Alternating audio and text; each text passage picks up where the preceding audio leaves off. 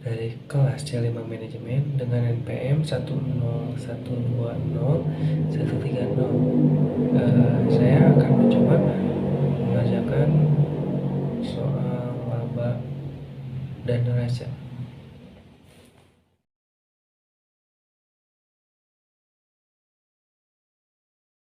Neraca adalah suatu daftar yang menggambarkan posisi keuangan pada saat tertentu yang berkaitan dengan aktiva, kewajiban, dan modal.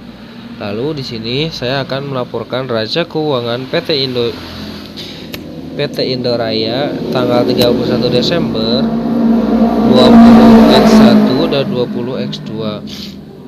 Di sini sudah terpapar ya neracanya. Yang pertama aktiva. Aktiva itu yang menunjukkan posisi perusahaan pada tanggal tertentu. Lalu ada jumlah aktiva. Jumlah aktiva itu biaya-biaya yang telah dibayarkan. Ada utang dan ekuitas. Utang apa saja yang diutang perusahaan tersebut. Lalu yang ekuitas adalah kepentingan kepemilikan pemegang saham.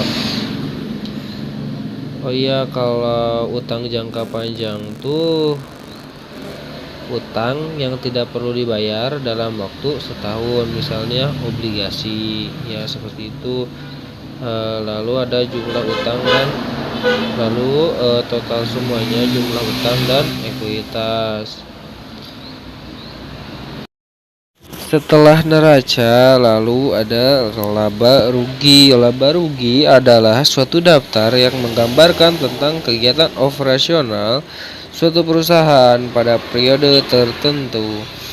Kembali di sini saya akan menampilkan laporan laba rugi PT Indoraya untuk tahun yang berakhir 31 Desember 20x1 dan 20x2. Di sini sudah tertera ada penjualan bersih semua kredit, yaitu jumlah yang diterima atau piutang dari pelanggan. Lalu ada HPP. HPP itu yang dihubungkan dengan tingkat-tingkat kegiatan operasional seperti upah, bahan baku, dan overhead. Lalu ada biaya penjualan umum dan administrasi, yaitu komisi penjualan, iklan, ya gaji, dan lain sebagainya. Lalu ada biaya bunga. Biaya bunga itu biaya atas dana pinjaman. Lalu ada laba sebelum pajak atau EBT. Ada pajak, laba setelah pajak, lalu penambahan laba yang ditahan. Dengan catatan biaya penyusutan tahun 20x1 dan 20x2 masing-masing berjumlah 141.360.000 dan 138.880.000. Assalamualaikum warahmatullahi wabarakatuh. Perkenalkan, nama saya Fenty Setiaburti dari kelas C5 Manajemen dengan nomor pokok mahasiswa 101201205. Di video ini saya akan menjelaskan tentang rasio likuiditas. Rasio likuiditas atau liquidity ratios. Rasio likuiditas digunakan untuk mengukur kemampuan perusahaan untuk memenuhi kewajiban finansial jangka pendek tepat pada waktunya. Rasio likuiditas ada dua jenis. Yang pertama, current ratio atau rasio lancar. Current ratio merupakan perbandingan antara aktiva lancar atau current asset dengan utang lancar atau current liabilities. Rasio ini menunjukkan kemampuan perusahaan untuk membayar utang lancar dengan aktiva lancar. Rumus current ratio sama dengan aktiva lancar dibagi utang lancar. Contoh current ratio pada tahun 2021 yaitu aktiva lancarnya 2.723.040.040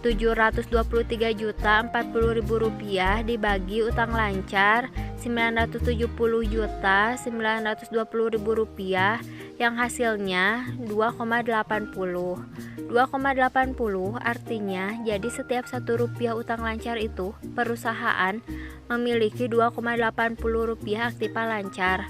Contoh current ratio pada tahun 2022 aktiva lancarnya 2.778.840.000 dibagi utang lancar 1.020.520.000 yang hasilnya 2,72.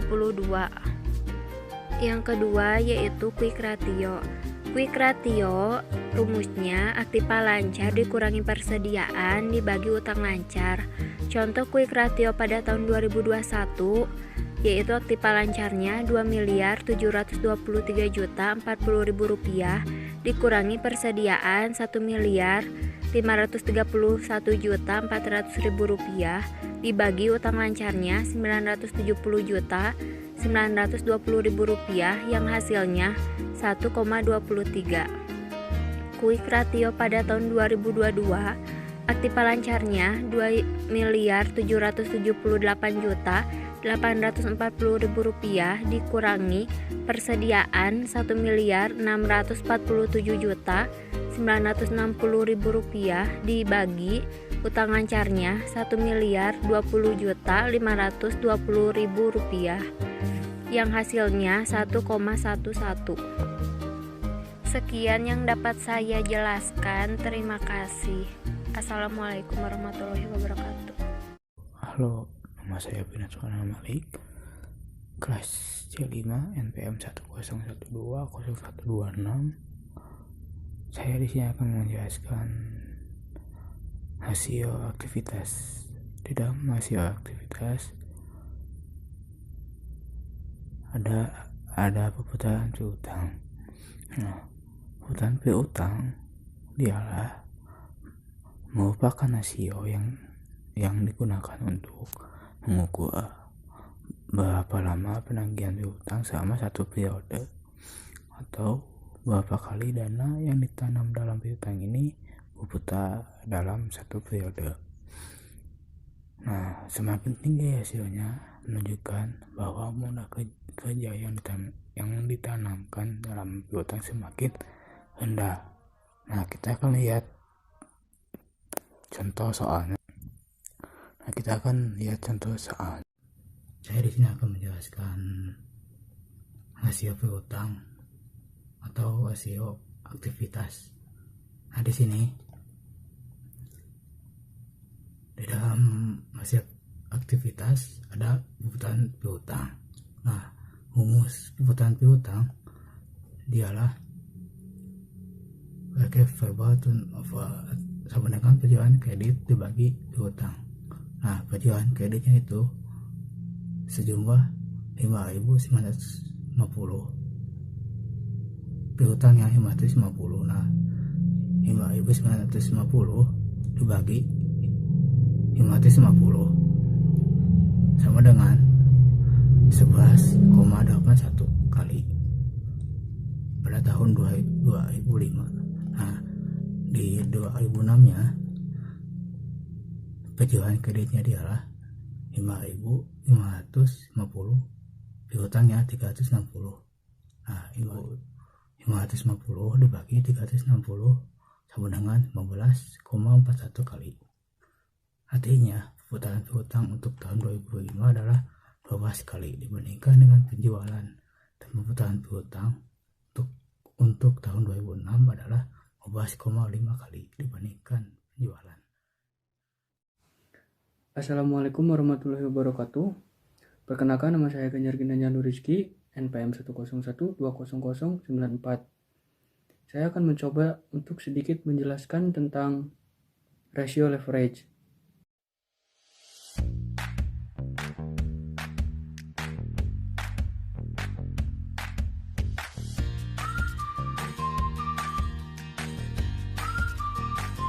Dari contoh laporan keuangan tersebut, untuk menentukan debt to total asset ratio digunakan rumus DAR sama dengan total utang dibagi total aktiva. Maka 5 juta dibagi 15 juta sama dengan 0,33. Selanjutnya untuk menentukan debt to equity ratio atau DER digunakan rumus total utang dibagi modal sendiri kemudian dikali 100%. Jadi 5 juta dibagi 10 juta sama dengan 0,5 kemudian dikali 100% menjadi 50%. Berikutnya long term debt to equity ratio yaitu utang jangka panjang dibagi modal sendiri dikali 100%. Dapat dihitung 2 juta dibagi 10 juta sama dengan 0,2. Selanjutnya dikali 100% menjadi 20%. Untuk menentukan times interest earned digunakan rumus laba operasi ditambah penyusutan dibagi bunga. Maka 6.750.000 dibagi 87.500 maka hasilnya 77,14. Terakhir yaitu menghitung renewable asset debt coverage dengan menggunakan rumus aset intangible dikurang utang jangka pendek kemudian dibagi utang jangka panjang. Maka 15 juta dikurang 3 juta dikurang 3 juta dibagi 2 juta sama dengan 4,5. Kiranya cukup sekian penjelasan dari saya. Mohon maaf atas segala kekurangannya. Wassalamualaikum warahmatullahi wabarakatuh. Assalamualaikum warahmatullahi wabarakatuh. Perkenalkan, nama saya Siswa Lasri dari KC5 Manajemen dengan NPM 10120124. Di video ini saya akan membahas tentang rasio profitabilitas. Rasio profitabilitas diartikan sebagai rasio yang digunakan untuk membandingkan kemampuan perusahaan menyisihkan laba dari pendapatan. Jenis rasio yang satu ini dengan kata lain digunakan untuk mengukur kemampuan menghasilkan banyak laba dari kegiatan produksi yang dilakukan. Rasio profitabilitas memiliki 4 perhitungan, yaitu gross profit margin, net profit margin, ROI, dan ROE. Contoh soal perhitungan rasio profitabilitas. Yang pertama, gross profit margin. Gross profit margin merupakan penjualan bersih dikurang HPP dibagi penjualan bersih.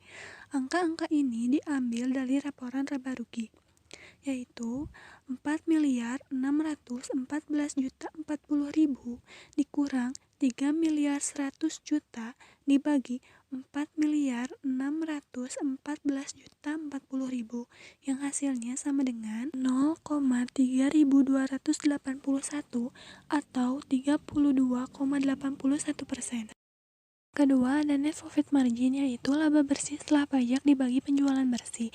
Perhitungan ini diambil dari laporan laba rugi, yaitu 245.520 dibagi 4.614.040.000 yang hasilnya 0,0532 atau 5,32%. 3. Ada return on investment atau earning power, yaitu laba bersih setelah pajak atau EAT dibagi total aset, yaitu 245.520 dibagi 3.930.520 dengan hasil 0,063 atau 6,3%.